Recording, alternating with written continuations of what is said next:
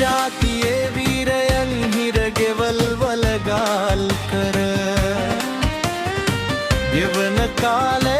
නිමා කරන්නට රටට ජාතියට ආදරය කරන නායකයා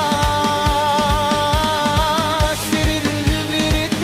රකින නායකයා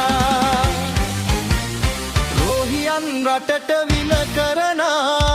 අමනයන් රජ කරන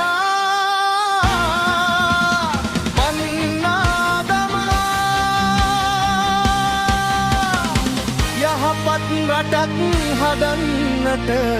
ඔහු වෙනවා